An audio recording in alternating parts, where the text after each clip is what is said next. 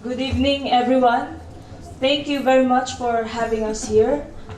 In behalf of the Philippine Revolutionary Movement, I would like to express my warmest solidarity with the people of Rojava. When I talk to people here, they say to me, "You look just like us." It is heartwarming because from what I've seen the past days, indeed, in so many ways, we are alike. So allow me to share a little bit about the struggle of my people. The Philippines is home to more than 7,000 islands, each one rich in culture and history. The population, which today is about 100 million, is comprised of 110 ethno-linguistic groups speaking 120 to 175 languages. More than 80% is Roman Catholic, but also Islamic and other indigenous religions. So considering the diversity of the people covered by the term Filipino, what can really be recognized as the Philippine Revolution? Our diversity surely poses contradictions among ourselves, yet we always find unity in our common history and struggle. The story of our people is very, very complex. So when we try to explain why we wage revolution, we usually begin with a simple sentence. The Philippines is a rich country, but the people are poor. It is rich because it is home to vast fertile lands and a tropical climate ideal for various crops. Its waters offer a rich aquatic ecosystem that are also excellent for irrigation, electricity, and transportation. Its carbon, oil, and uranium deposits can be an abundant source of energy. It also has a plentiful source of minerals such as gold, metal, bronze, silver, carbon, nickel, uranium, and others that are essential for industry. These riches can provide for people even beyond its own population. But despite this, the majority of the Filipino people live in abject poverty. This situation was molded by hundreds of years of exploitation by foreign powers with the collaboration of the local ruling class. Before it was colonized, it had its own social and political system and was already carrying out trade with neighboring countries. There was a strong basis for development. But this was disrupted when the Spanish colonized us and subjected us under colonial rule for 333 years, spreading and establishing feudalism across the country. It developed various ways of massive land grabbing and brutal exploitation. But the Filipino people carried out acts of resistance, which culminated in the armed 1896 revolution that aimed to end the colonial and feudal rule of Spain. However, because of the interference and aggression of the United States, the Filipino people were deprived of the victory that they fought for. The colonial throne was merely passed from one aggressor to another. The feudal system was retained and the US made sure that its colony would be a continuous supply of cheap labor and raw materials and a certain market for its surplus products. Making use of its superior arms and brutality, the US was able to impose its rule. In 1946, the US gave up direct colonial rule. It passed on functions of national administration to the politicians from the local ruling class. However, the country remained a colony in essence.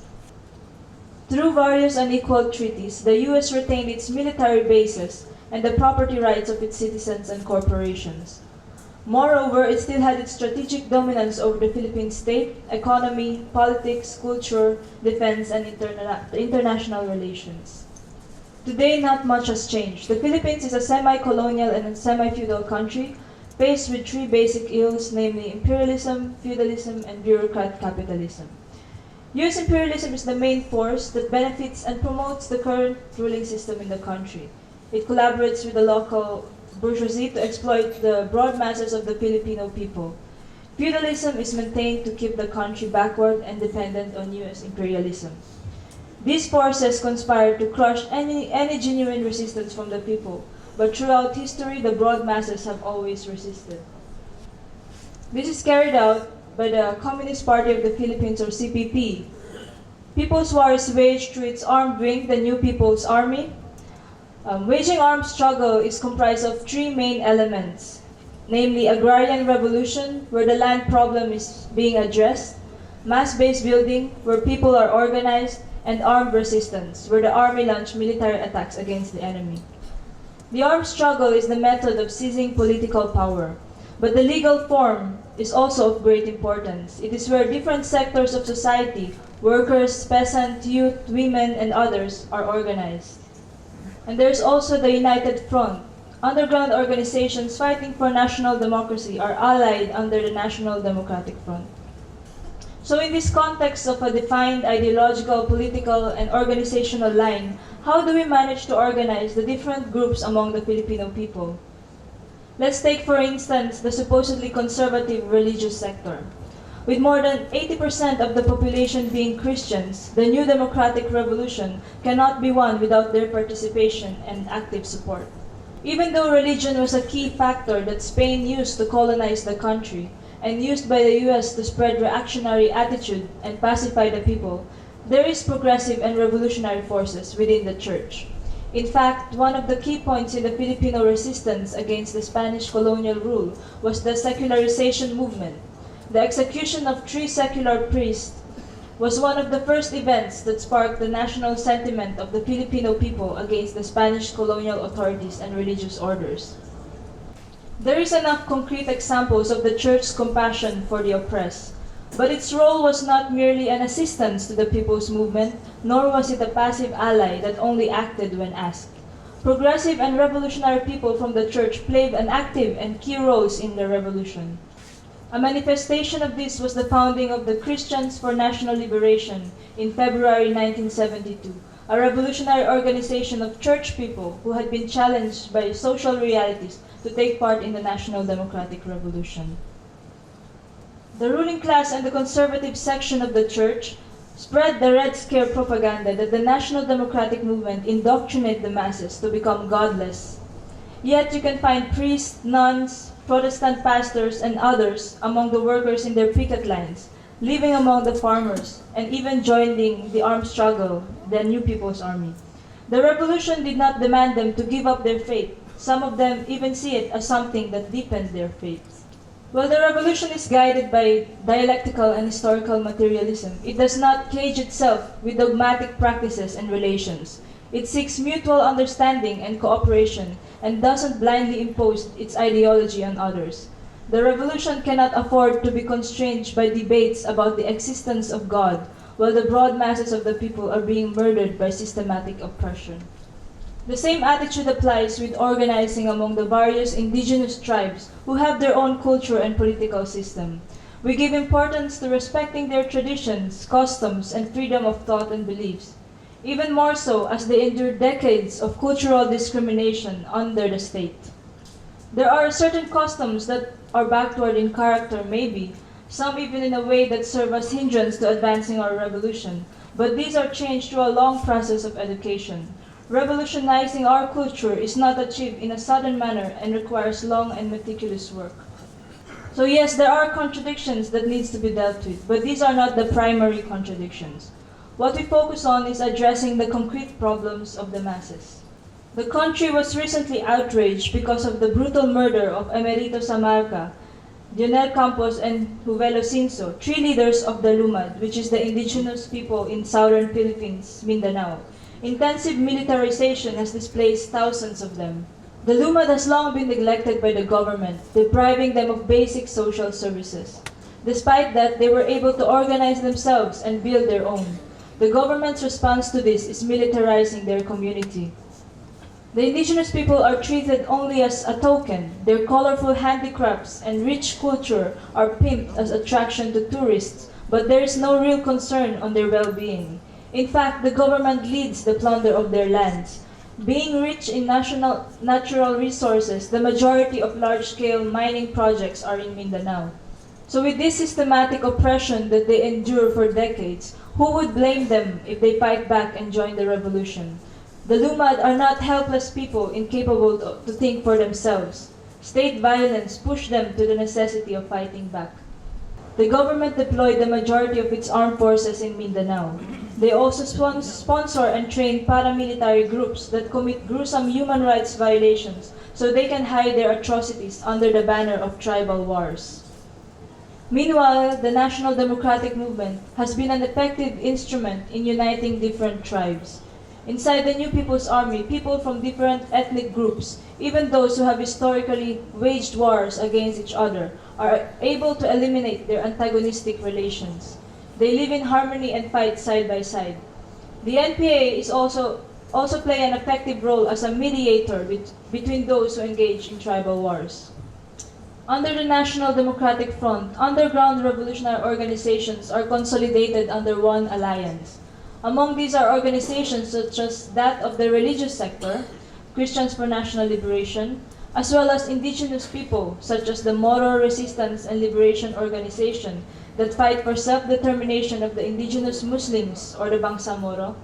There is this revolutionary organization of the Luman, who are the indigenous people of the south, the Cordillera People's Democratic Front, fighting for the rights of the indigenous people in Cordillera or in the north of the Philippines. Also, there are organizations such as Makibaka, the Revolutionary Women's Organization, Kabataang Makabayan, which is for the youth, among others. So the diversity of the Filipino people is used by the exploitative forces to rule. The reactionary state and counter-revolutionaries are trying to pursue their ancient tactic of divide and rule. However, we have built a comprehensive movement that is able to unite the different sectors of the people. The defiance and successful unity of our forces has become a powerful threat to the state. The movement is already successful in establishing organs of political power in number of villages, municipalities, and higher possible levels. In these areas, agrarian revolution is advanced, cooperative forms of production is built, production is raised, and economic planning and social program is well developed for the benefit of the masses. People's welfare is raised through programs in education, culture, and health. We have come from different corners of the country and unite in one revolutionary duty, to free our country from imperialism, feudalism, and bureaucrat capitalism. At this stage of the revolution, the fundamental question that pushes us to unite is not whether or not we believe in the same God or have the same traditions. The fundamental questions that we ask ourselves is, for whom? Are we for the broad masses of the people who are oppressed and exploited? Or are we for the few foreign imperialists, local bourgeoisie and landlords who oppress and exploit the people? If the answer is the former, then we already have a strong basis to link arms and fight side by side. On the international level, it is also very critical to unite against our common enemies. Solidarity among oppressed peoples across the world is crucial. The victory that you have so far accomplished here in Rojava is a big blow against imperialism, and its impact extends to the Filipino people. It is the same oppressed people that we are fighting for. So we have indeed a strong basis to link arms and fight side by side. Let us together fight the defeat the rotten ruling system that we have today. Long live international solidarity. Thank you.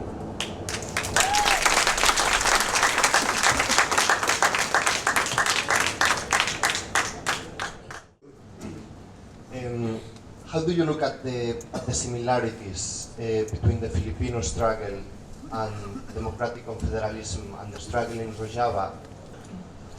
There are surely a lot of similarities in our struggle and the struggle of people in Rojava.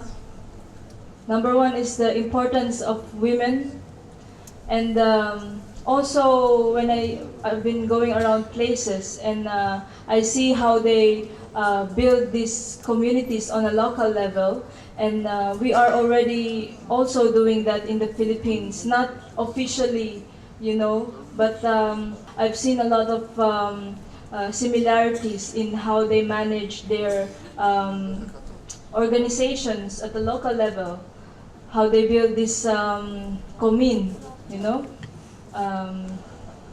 So yes, besides that, there are still a lot of similarities that I can name and go on and on, like in the armed struggle, what I've seen, how you not only see it as self-defense, but also inside the army you try to break attitudes that are not revolutionary, like for example, the way you treat each other in the army is very different from the army of the enemy, where there is a very hierarchical like a very clear distinction between the commanders and the army. But here in Rojava, when I see your army, you are all equal. And that is one way already a victory for the revolution. And it's also the same in the Philippines. When we do the army, it's not just self-defense. We also remold ourselves and revolutionize our culture and our own selves step by step.